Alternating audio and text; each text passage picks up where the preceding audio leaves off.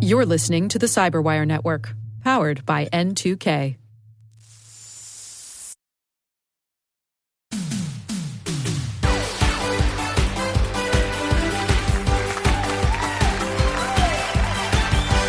Welcome to Only Malware in the Building. I'm your host, Dave, and today we're playing everybody's favorite game, Cyber Feud. On my left, Selena. On my right, Keith. Contestants, get ready. We asked 100 cybersecurity professionals questions as they were yelling at their computers this week. Hands on your buzzers. Top answers on the board.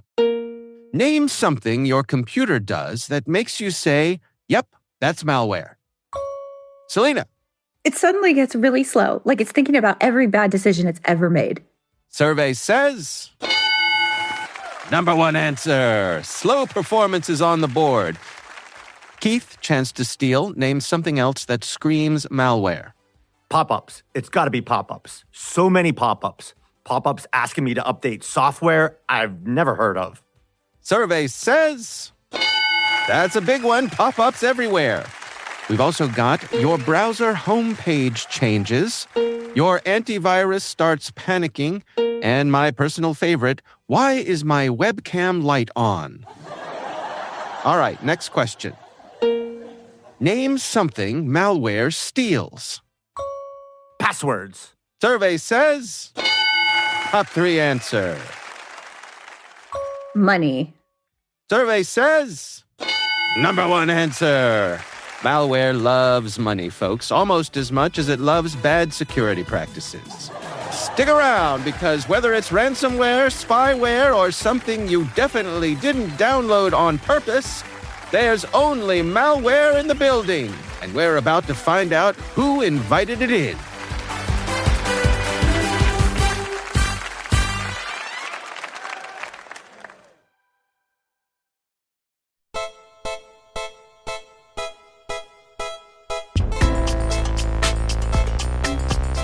Hello, everyone, and I will take Only Malware in the Building for 500, Dave. Oh, wait, Okay. Was that not what we were doing earlier? Wrong game, but we'll take it. And we also do not have to form our answers in the form of a question. We can just go talk like normal human beings. Well, in this episode of Only Malware in the Building, we are going to be talking about some interesting things. So we've talked on this podcast before about social engineering and how it seems like threat actors are getting more clever when it comes to crafting interesting lures, getting people to make risky decisions based off of things that they see on their computers. One of my favorites is, of course, ClickFix, and we've talked about that a few times. But today we're going to talk about social engineering plus the abuse of legitimate services. So 2 topics today, device code authorization for account takeover, which is really interesting, leveraging the legitimate Microsoft attack flow for compromising Microsoft accounts. And then we also have abusing direct send. So this is something that we see a lot with threat actors. And essentially what it looks like is that someone in your organization or even you is emailing you. And it looks real and it can be very believable. So pairing these 2 types of techniques with really great social engineering can be a very, very effective thing for threat actors. So yeah, I don't know. Dave, if you want to kick us off, I don't know if you have any thoughts about either one of these techniques.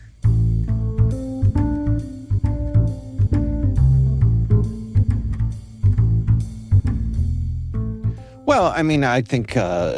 social engineering has become a thing of its own these days, and it seems to me like there's no technical solution to social engineering. Or I guess maybe a better way to phrase that is social engineering is the best way to get around technical solutions, right? If I can trick you into doing something, and we're all human, so it's something we see, over on the Hacking Humans podcast, we talk about, you're not dumb, you're human. And so you fall for these things. And it's interesting to me what you're talking about of chaining together some of these things to make the attacks even more powerful. It's just like using the game show analogy that we were just talking about. You are the weakest link, Dave. So. Well, Goodbye. I can vouch that, yes, in most cases, and certainly when it comes to the hosts of this show, I am the weakest link. You know what, Dave? I was actually thinking about you earlier today. I had hummus for lunch. Oh, all right. Mhm. That's dip adjacent. Yes, and I thought, you know who would appreciate this lunch? Dave. No, I do. I enjoy a good hummus. Was it a straight hummus or was it some sort of spicy flavored hummus? Just regular with avocado on a Okay. sandwich. Yeah, classic. Good for you. Keeping it easy. That's right.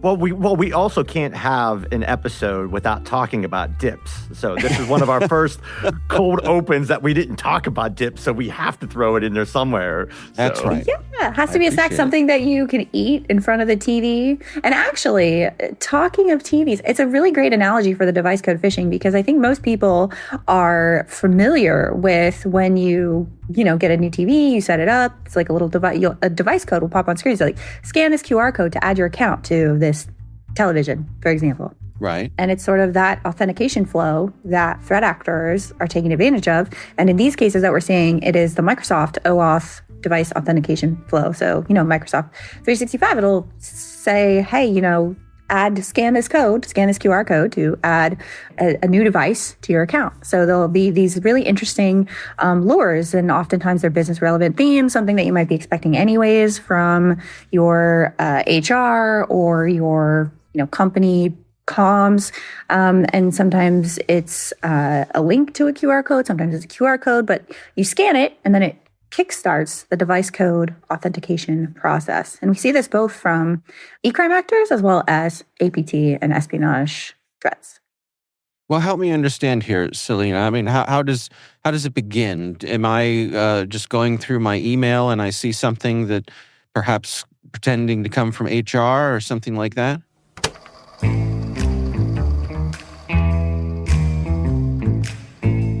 Yeah. So we've seen a variety of themes.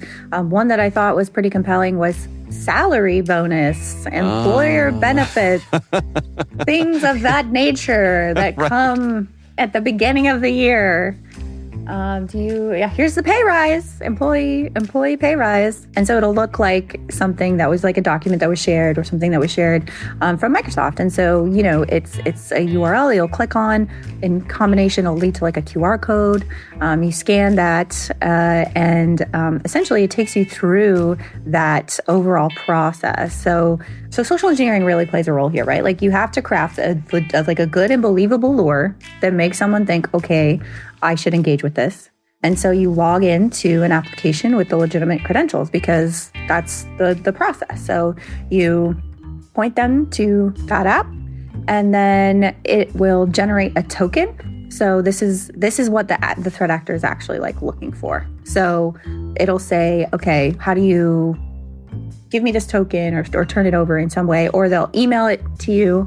So you might click on the link, log into the legitimate service. It'll show you this token. And then that's what you kind of hand over to the threat actor. So once this user is actually presented with the device code, that's how that's the key, right? That will unlock the account, so to speak. And I think this is really neat too, because at least from reading your articles, if I'm getting this correctly, so you're getting this device code and it's coming from a legitimate link, like a legitimate Microsoft URL, I guess. So there's no suspicious link. So we've been training for phishing all these times. Don't click on suspicious links, but now this is a legitimate link. So if you check the URL, it's fine. We've been saying all this time, make sure you use MFA. But now this is MFA because you're getting your device code. So it's kind of brilliant in the fact that it kind of just really goes against everything that we've been teaching for anti-phishing all these years of check the URL, don't click on a suspicious link, when now everything is legitimate all in this process. Am I correct in that? the authentication flow is legitimate, but the apps and things that they are saying, oh, grant this application, that's something that the threat actor has sort of created. And with those, that whole flow does look quite legitimate, right? Because it's using the actual device code creation technique is something that you do anyway. Like when you're trying to add legitimate accounts to your M365, like it's something that you're like, okay, like I recognize this, I've done this before, or maybe you've added an account to your TV, you've scanned this QR code, you've logged into, these legitimate applications so you can put them on your TV. So it's this behavior that we're very used to doing both in our personal lives and professional lives too. It's like this process that we're like, okay, like this is how we do things now. And it's actually pretty clever. But so the landing pages themselves, like those URLs, well, like when you're actually like given the device code, those URLs will look suspicious, right? So it'll be like, something seems off here. But a lot of times the pages are very well designed. They're very believable. It is the like sort of the screen of the flow that you might be used to. So it is something that is pretty interesting. And threat actors, we did used to see this occasionally with a little bit more targeted campaigns from the e-crime sphere. There's actually been red team tooling that's existed for a while for this. So it's something that has like been known, but not widely used until recently. Well, that's when I started doing some research on when you shared the article for me. So, you mentioned Squarefish, and that, like you said, that was a legitimate red team tooling. I went and I watched the video today of kind of how that, really worked. But then, I guess what the criminal threat actors kind of took that Squarefish first iteration from, like, I think it was like 2022 to Squarefish 2 now, which was released in 2024. And so whereas that first red team tooling, it was really targeted. It was more, manual. It took a high skill to be able to do that in limited volume that you could send with the fish. But now Squarefish 2 is really that on steroids. It's scalable phishing. It's high automation, low skill, so low entry level, high volume capabilities, and just more widespread adoption on the criminal forum. So I thought that was really fascinating, that the red teamers may have been the ones that kind of let the criminals know that, hey, this is a new way how you could fish.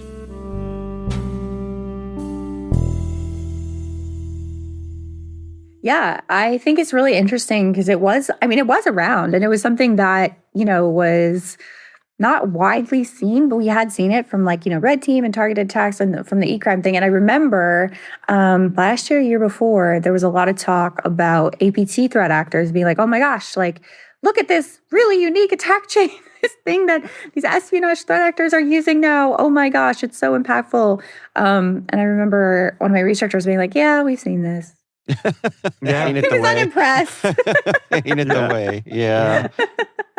I do have a quick question on this. When did Proofpoint, or when did you start seeing kind of a spike in these type of attacks? And the reason why I'm asking is that when I started doing research, one of the other phishing kits that does this is called GraphPhish, that was developed by a guy, and on the Russian forum Exploit IN. Just this summer, he released it publicly. So he was trying to sell it, and it just wasn't getting a lot of traction. And all of a sudden this July, he's like, oh, I've developed this. I'm just going to put it out for public release. Here's the download link. Here's the password. So I'm really curious if you really started seeing the spike from July onward. Yeah, it took a little bit more, but yes, it was definitely in alignment with when that tool was released for free, just out there for everyone. I think it was a little bit more of a slower adoption, but come the fall, we started seeing it pretty regularly. And now there's other ones too. We're seeing new phish kits emerge that use the device code authentication flow.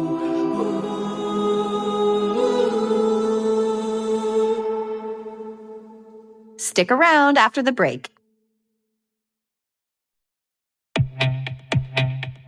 And now a word from our sponsor, ThreatLocker, the powerful zero-trust enterprise solution that stops ransomware in its tracks.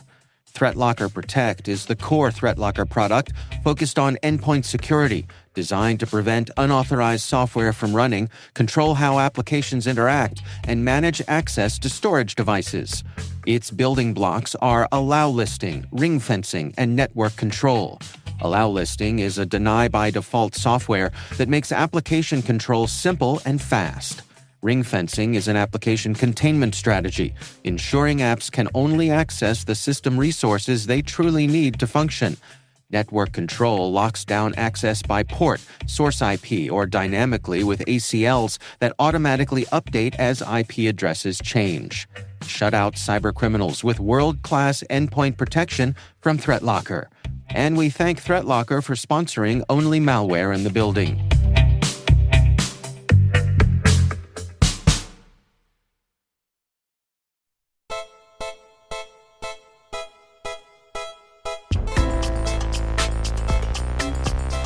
So let me ask you this. Is this a situation where having something like a password manager could help? Because, like my password manager will, if I try to log in to a site that isn't the site it's claiming to be, my password manager will throw a fit. It'll either not automatically fill in my credentials or it'll say, hey, what are you doing? This is not, you're filling in your Microsoft credentials, but this is not Microsoft. Is that a possible avenue of defense? Well, it is a legitimate Microsoft authentication flow. So it is because they're only after the token. Yeah, it's passwordless. Yeah, they're not. I see. Yeah, so they're not after your username and password, they're after that token. But from the enterprise perspective, there are things that organizations can do for all users. So honestly, blocking device code phishing, if possible, is really the best option because you just, lock this down and it just won't work. So even if, they fall for the phish and get the device code and, it just doesn't, it will block it, right? So they won't be able to actually go through that whole authentication flow. But also using conditional access policies. So much more of an allow list approach. So these are the apps that we approve, that we know to be safe. There's also things like only using it for approved users or operating systems or IP ranges. So using named locations where it's okay, we know that you can log in from here, but if we're seeing attempts from Russia, this is not good. Mm-hmm. So there's also, again, using conditional access and those policies can really help prevent as well. And also user training, right? This is something that's increasing with increasing frequency and making sure that people know that this is a new technique that they're using. I find that, kind of talking to people and explaining when it comes from a social engineering perspective, understanding why you might fall for something or why it's effective and not just being here's a screenshot, but here's why it's really effective, and kind of incorporating that into user training, I think is very helpful. What's the training against this? How do you vaccinate people against this one?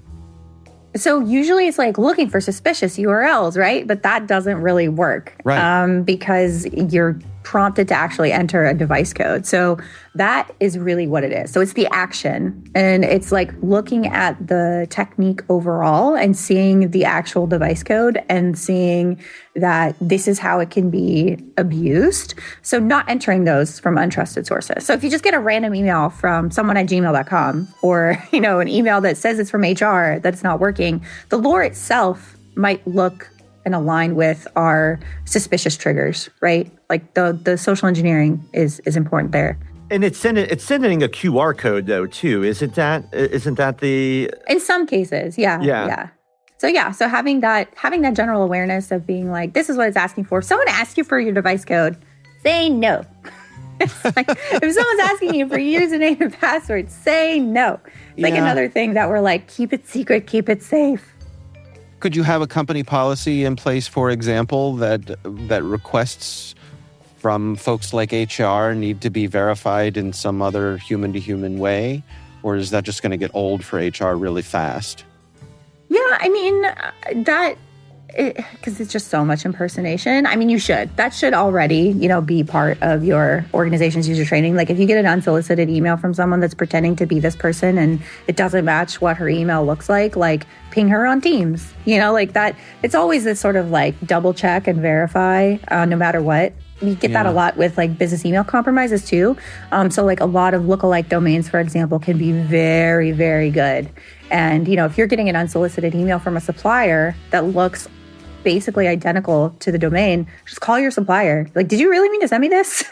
But what also happens too is, right, when you have account takeovers, sometimes there are your legitimate supplier that's emailing you, but it's pwned by a threat actor, right? So that is just like double checking when you get these unsolicited emails and things that you weren't expecting as part of your workflow, contacting them via phone or on a chat app or some other way to make sure that it is actually them and they did mean to send, that you are getting a raise.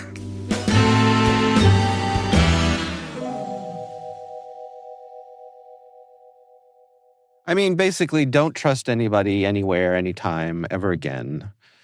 Right? That is the theme of this podcast. Just go into the woods. Right. People, yes, go build a cabin in the woods where you're out of range of cellular service. Build yourself a Faraday cage where you can't get satellite service, and become a hermit and just live a lonely life. Dude, I'm going to do that for 8 days on my cruise because I'm not going to be in touch with the outside world. So. No internet. So we'll see how long it takes before you or either you or your lovely bride spring for the expensive internet package because you just can't stand it. No, I'm going to be good. I'm going to be good. So. I like to call escaping into the woods or without internet throwing in the towel. Throw. Oh, as in throw. Anyone? Oh, nice. Wow, nice. That failed. That's a smart joke for this crowd. I forgot this wasn't Jeopardy. Yeah, that's right. With Family Feud, not Jeopardy. Family Feud, not Jeopardy. A thorough pun probably isn't going to get very far for you on Family Feud the way it would on Jeopardy, but we'll allow it. What else you got for us today, Selena? Oh, yeah. Well, the other thing I wanted to talk about was direct send. And I don't know if you guys have experienced this at all. Keith, did you have any?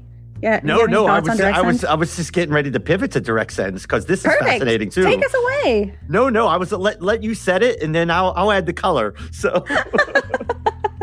So Microsoft's direct send feature essentially makes phishing emails that look like they're originating from within the organization. So thank you, Microsoft. Yeah, it's basically what it is. It's a feature in Microsoft 365 that allows devices and apps to relay messages to Microsoft tenants without authentication if the recipients are inside an organization. It's super useful for things like, printers, legacy apps. It's widely used. And again, this is abusing legitimate services. So just like the device code phishing, that's like very useful and very helpful and very important for workflows, can be abused. I feel like just everything these days can be abused. And so now we have this direct send feature, and threat actors have realized, oh wait, hold on a second, I can do this. And so we do see that it can be misused to deliver unauthenticated messages that appear as like real internal emails. So basically what the email will look like is that this is from you to you, or, someone within your organization to you. And it will have something that is like, again, sometimes a QR code. We do see that a lot where it's things like, this is, you have a new task or new priorities, or like they love telling people they're getting raises at the beginning of the year, at the end of the year. Mm-hmm. So you have these sort of organization, they would seem like they would be real within an organization, stuff that you might be expecting. HR, new voicemail, things like that. And then it'll look like it's coming from them. But in reality, it's a URL or it's a QR code. And mostly we see it with credential phishing, credential harvesting, and account takeover. But the same technique could be used to deliver malware. And this is the one kind of like the bad guys is on the inside. Like we've been so, again, accustomed to see on our emails external, that's just tagged right in the subject line so that it's coming from outside. But now this is coming through and you think that, hey, well, this is, Dave sent it to me or Selena sent it to me. It's coming from internal. So naturally, again, you're thinking that this is safe. You're not seeing those red flags of it being an outside person or from the outside. So you're more than likely to be a little bit more trusting and maybe click on it, especially if the lure is HR bonus or salary increase or something like that, where you're going to be a little bit more curious and trusting to click on it. So I thought this was a very unique. Stop clicking on this stuff, and now we're seeing the actors now really start to pivot, because I think our training is being more effective. People have a little bit more awareness, so now they have to kind of shake things up. How do we appear that we're coming from internal, or the QR codes, or the device codes like we just talked about? How do we really kind of change up those TTPs now to become more effective?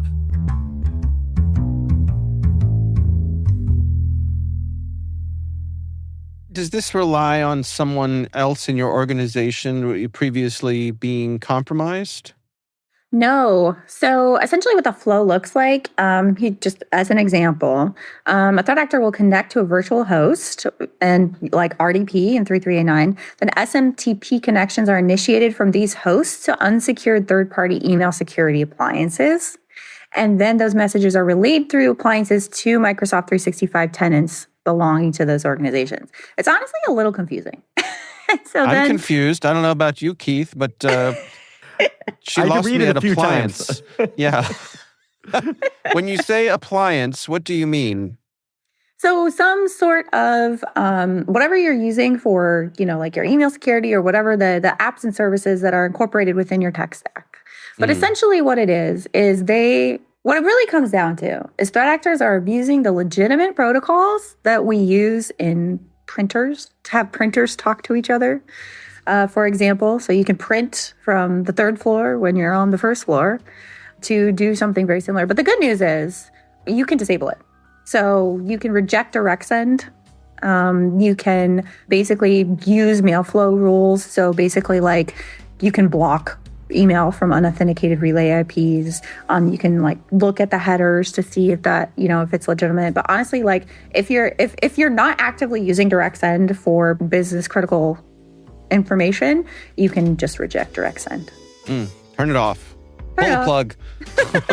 Yeah, I think a lot of the messages too from reading your article and research on it, a lot of these do go to the junk mail folder. But the problem is, everybody still looks at their junk mail folder and they see, well, hey, this is an internal email. Let me click on it and then let me see what's going on here. So, the messages are failing. It doesn't have a great success rate, but, a lot of times it's still delivered to the junk mail, which people check. So, not me. I don't check my junk mail.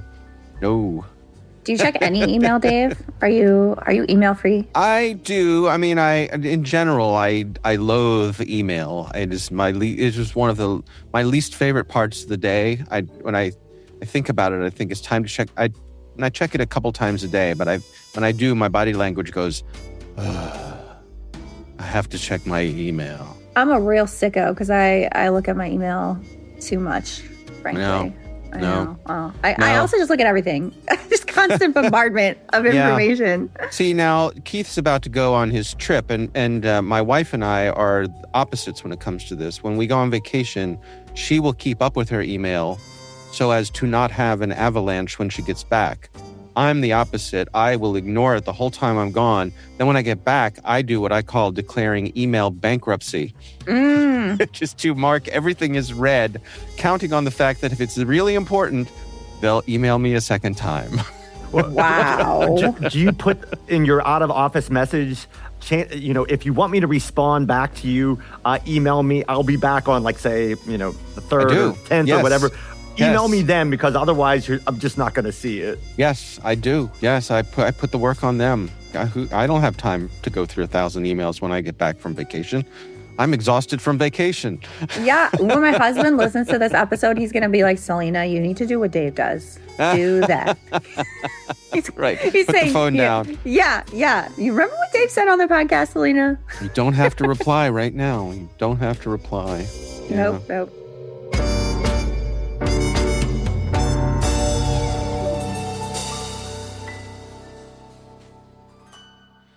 All right. Well, big picture solutions here. I mean, the top level recommendations. What should organizations be doing to protect themselves against these things, Selena? Yeah. So when it comes to, direct send, obviously you can reject direct send. Definitely enforce email authentication. So SPF, DKIM, DMARC, these things that are really critical, not just for direct send abuse, but within email abuse and email phishing campaigns, of course, in general. Using some sort of email fraud defense or email protection can be very, very helpful. But really, I feel like when it comes down to the abuse of legitimate services, sometimes it's just don't let those services be abused. Like when we're talking about click fix, disabling PowerShell for like users that don't need it, like most people don't need to just, command R run PowerShell on their host. So things like that are components. It does take a little bit of effort, and you do need to say, is this something we can do, right? You have to do an asset inventory. You have to understand your own business processes and what people are using for what purpose, because sometimes when you just block everything, it can really disrupt business critical functions. So, like anything else in security, you do need to have a knowledge and understanding of how the business operates before you just, block all IPs from China.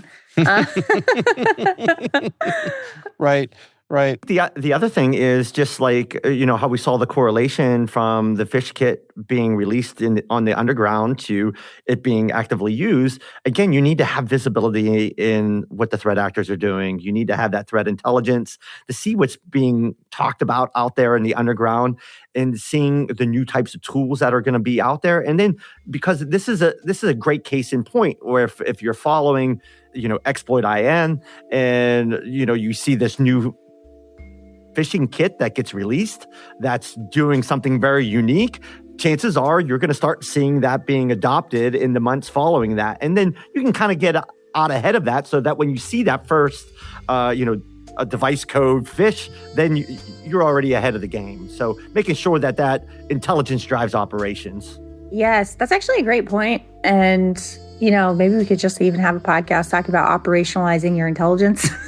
Because it's not intelligence without actionable takeaways is just information. Yes, right. But yeah, looking at those patterns. I mean, Keith, I'm sure you see a ton with your job of like threat actors saying, "Oh, look at this new thing I have," and then it just explodes. Absolutely. That could be a good topic for sure. I feel as though, I'm curious what the two of you think of this. I feel as though as the threat actors grow more and more sophisticated and more specialized in their approaches, that in some ways the solutions are becoming less and less satisfying. Does that just make turn sense? It off, you mean? Well, right. Like if it's kind of like, hey doc, my elbow hurts when I do this, and the doctor says, well, don't do that. Like that's not satisfying. But yet, with a lot of these things, that seems to be where we are. Well, to Keith's point earlier, though, I think that's a direct result of us doing those things, right? So like disabling macros by default. So it used to be, right, like macro enabled documents were everywhere. And like, it was like, if macros are enabled, so it was like, you just had to block macros, like don't enable macros. And then when Microsoft did that, it just like completely shifted the landscape and forced all this behavioral change. Same with MFA phishing, right? So it's like, okay, well, don't not use MFA phishing. So now we have MFA phishing as the norm. And so now threat actors have to adapt. So I think a lot of these things are a direct result of us doing the basics and saying that this is how you prevent this exploitation. But the basics, the bar for the basics, I think has increased. So it used to be MFA everywhere solves account takeover. That's not true anymore. Now you have multiple different ways that attackers are using techniques for account takeover. And so each one of those doors has to be locked, not just the MFA door has to be locked. So I think that that's part of it. But I also think that attackers are just getting a lot more creative and are finding a lot more unlocked doors and just new ways into organizations. Now they're coming in from the chimneys, like...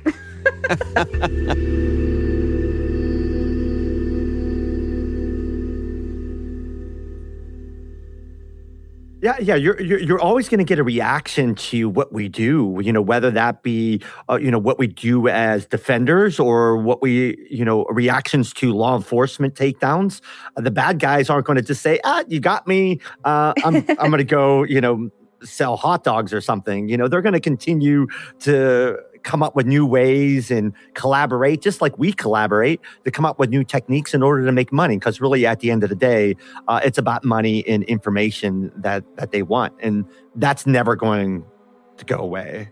Yeah. And I think there's always been this idea of basic cyber hygiene takes out a lot of the low-hanging fruit for threat actors. No doubt. And now there's just like more hygiene required. Well, all the threat actors are wearing drywall stilts now. So they can reach more of the fruit. Yes, they're climbing. They are climbing up. Exactly. Right, Yeah. right. How many metaphors can we squeeze into this podcast? Oh, all of them. I have an endless list.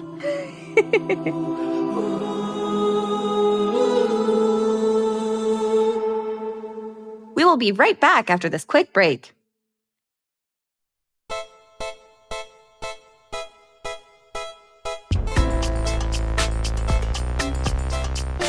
Keith, enjoy your trip. I'm going to go hang out in my Unabomber shack in the woods and hide from everyone, because to me, that's the only thing that's going to work these days. And I'm going to manifest Dave's method the next time I am on vacation. Yeah. I'll be thinking about you guys as I'm underneath a palm tree drinking a punch rum drink or something like that. So Yeah, you enjoy yourself. Enjoy. Well, thank you both for letting me talk about things that I find very interesting. I'm always fascinated by social engineering paired with the abuse of legitimate services, because it does just keep changing and threat actors are getting a lot more creative. So it's been very fun to chat about this, to learn more about this as I go as well on my research journey. To all our listeners, we hope you took something away, and the next game of Jeopardy that you watch will have the answer for what is direct send. Thanks for tuning in. We'll see you next time. See you next time. see you next time. And that's Only Malware in the Building, brought to you by N2K Cyberwire. In a digital world where malware lurks in the shadows, we bring you the stories and strategies to stay one step ahead of the game. As your trusty digital sleuths, we're unraveling the mysteries of cybersecurity, always keeping the bad guys one step behind. We'd love to know what you think of this podcast. Your feedback ensures we deliver the insights that keep you ahead in the ever-evolving world of cybersecurity. If you like the show, please share a rating and review in your favorite podcast app. This episode was produced by Liz Stokes, mixing and sound design by Trey Hester, with original music by Elliot Peltzman. Our executive producer is Jennifer Iben. Peter Kilpie is our publisher.